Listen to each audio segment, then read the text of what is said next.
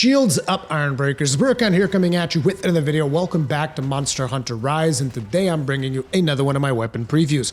This time around, we're going to be taking a look at the Greatsword, and let me start things off by saying I have absolutely no idea whatsoever what I'm doing with this particular weapon, because when I think about the Greatsword, what I'm really thinking about is the True Charge Slash, the satisfying sound of the True Charge Slash landing the 2 hits on the monster, and particularly if it comes with a part break crack along the way, it's just perfect and it's music to my ears. And whenever you're fighting a Mizutsune in the Monster Hunter Rise demo, let's just say that's a move that doesn't come into play as often as I would like.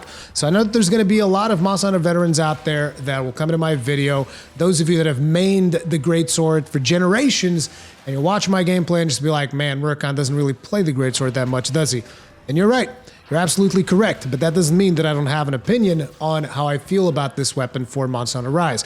And before we start with the basic combos and all of the basic stuff, I have to bring up the Silk Bind attack, which is called the Power Sheath. It's not technically an attack, it's a Silk Bind ability, whatever you want to call it, because I find that Power Sheath in this demo is such a crucial aspect of the way that I played the Greatsword in the demo that I just have to talk about it ahead of everything else. Like, you'll probably see me do Power Sheath in the gameplay that is going on in this video quite often throughout the fight, because basically what I ended up doing is, instead of manually sheathing my weapon like you tend to do, so long as I had a wire bug, I would always power sheath. Why? Because you move out of the way, you sheath your weapon, and at the same time, you increase your damage for the next attack, which is really, really, really good. It is a godsend that adds a lot of mobility to the weapon, whether you are using it defensively, so to get out of the way of a monster attack and sheathing your weapon, or you're using it offensively to close the gap on a monster while at the same time,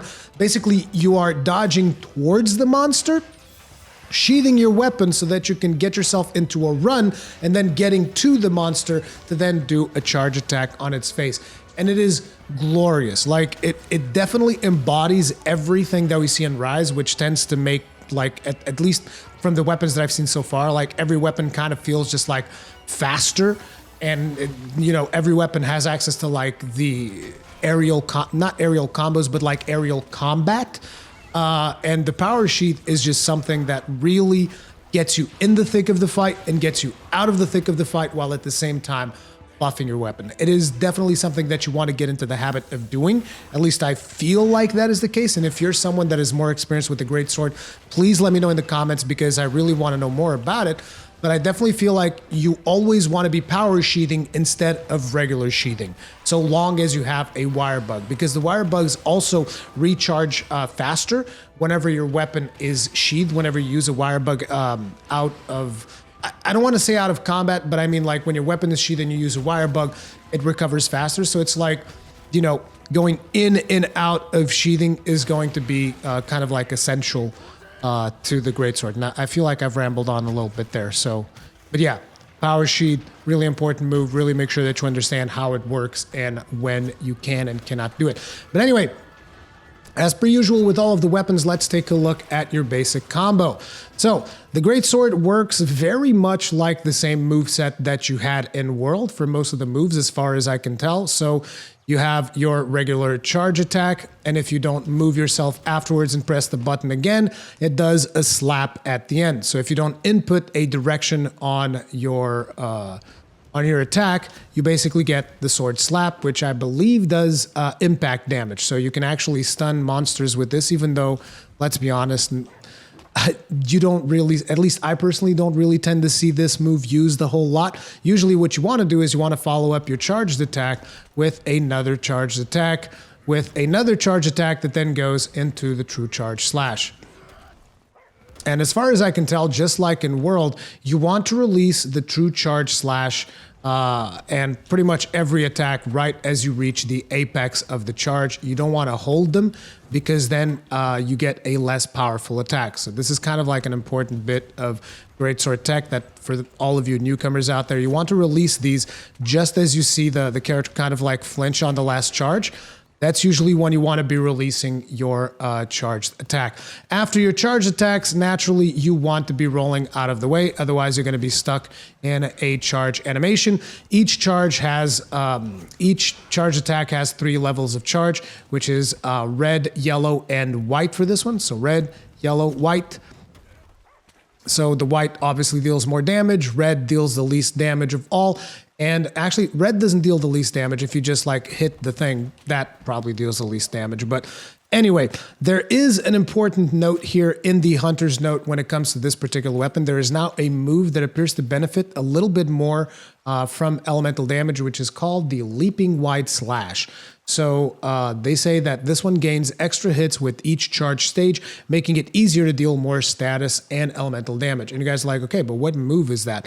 That particular move is whenever you go into your shoulder charge, which is still present in this game as well. So you're charging your weapon, shoulder charge, and then you press A again. That's the Leaping Wide Slash. And now if you charge your weapon all the way, and then you do the shoulder charge and press A again, that's the move that they're talking about. So this move actually does multiple hits along the way, and the more you charge it, the more hits it does, which is good for elemental damage, even though, like, I don't think elemental damage is even working all that well in this particular demo. I've heard people say that it's not working at all.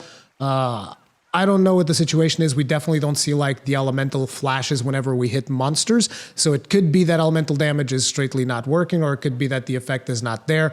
Basically, don't take too much conclusions from elemental damage and status effects and so on and so forth from this demo is what I have to tell you. But just know that like if you have a really, really beefy elemental damage greatsword, then sure, you can do this, and then you can press A twice at the end in order to get like an attack that hits multiple times, and that probably benefits the elemental playstyle a little bit more.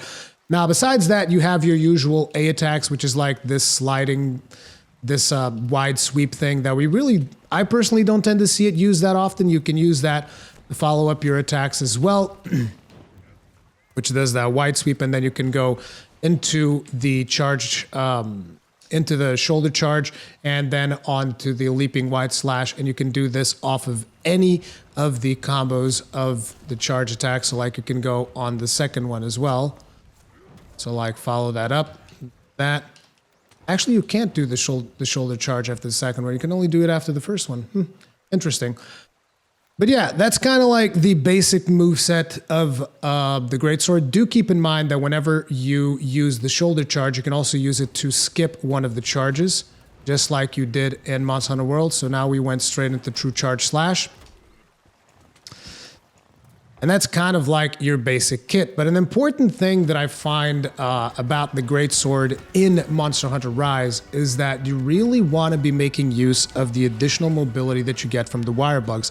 Whereas in a lot of the other weapons that I've played so far, and this could be something that I'm doing wrong as well, because, you know, at this point, I feel like we're all still kind of like learning the ins and outs of the demo. One of the things that I've been doing is like I usually tend to save my wire bugs for the actual moves of the weapon.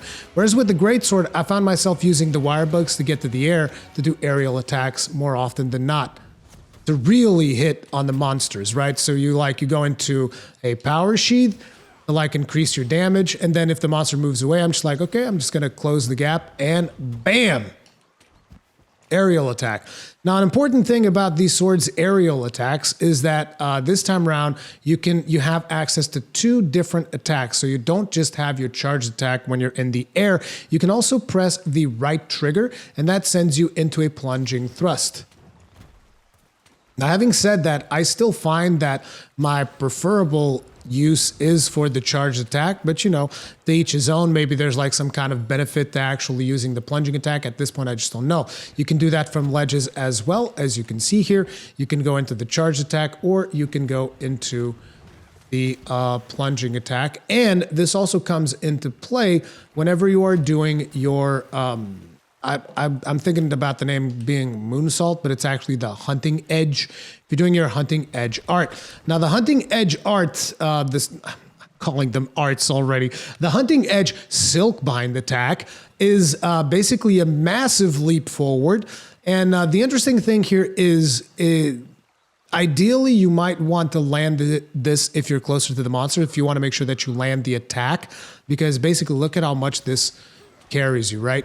That's a big distance right there. So it doesn't matter when you hit the monster. I just found it harder to land this attack on monsters that are far away. So I tend to do it a little bit closer to them, but basically your character just kicks off and then goes into a standard leaping attack, which you can then punish with a charge attack, or with the plunging thrust downwards, which if you do so after the hunting edge, you can also charge it. And that, as far as I'm aware, is the only instance where I've been able to charge the plunging thrust in order for it to deal additional damage. Now, the plunging thrust, the idea behind it is that it deals multiple hits as opposed to one big chunky hit. And what that means is that very much like the leaping wide slash, the thrust is probably going to be better for elemental damage. So basically what I read from those two moves, the leaping wide slash and the plunging thrust, is that Capcom is trying to make an effort to make greatswords be a little bit more viable with elemental damage, because usually what you see people do whenever they're wielding greatswords is like, just give me the maximum raw damage you possibly can so that my true charge hits so friggin' hard that the world breaks. And, you know, that's the way that I personally like doing it as well. But for some reason, Capcom was like, hey, if you guys have a lot of elemental damage, you can, you know, you can do this leaping wide slash thing, and you can do the plunging thrust thing, and there you go. And by the way, I know that probably some people will come in here saying like, oh, but in World there were all these ways of using elemental damage with greatswords. I know. I particularly remember seeing Ramez, who's a Twitch streamer, for those of you who do not know. He does a lot of Monster Hunter World stuff, and I remember him using like a Safi fire sword against with like critical draw, frostcraft, like really tons and tons and tons of elemental damage, and just using that against a Kirin. And it seemed very effective because he didn't even charge it. He would just like slap him. You just like straight up run up to Kirin and slap him with it, and then, you know, sheath, and then slap him again. So I know that you can do some interesting playstyles with Elemental Greatsword, but you know, the majority of players, and myself included, were just like, nah, dude, give me raw, give me raw. But anyways, my thoughts on the Greatsword from Monster Hunter Rise is that it is looking very interesting. Initially, when I started playing it, I was like, I don't know how I feel about this. Feels very slow, and a lot of the monsters are actually moving faster. At least they feel like they're moving faster in Rise in order to compensate for the tempo that you can have during a fight with the wire bugs and whatnot. So initially, I was very hesitant about the Greatsword, but once I started understanding the mechanics of Power Sheath, and that basically you should use it as your way to sheath the weapon to increase your damage while at the same time getting you out of harm's way or into the range of the monster in order to punish with your next attack, it felt really good. The one thing that I still struggle with is that I can't land as many true charge slashes as I would like, but that's probably more due to player skill than anything else, because quite simply I don't tend to use greatswords all that often.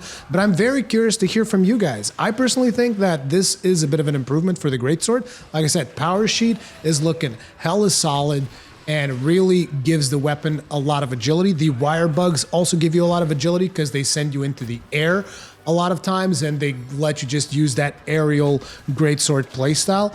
So let me know what you guys think about it, but I think it's in a really good place. But anyway, that's going to be it for this video. If you guys enjoyed it, hit it up with a like. If you did not enjoy it, hit it up with a dislike. Feedback is important. I'll see you guys in the next one. Stay strong, stay safe, peace out.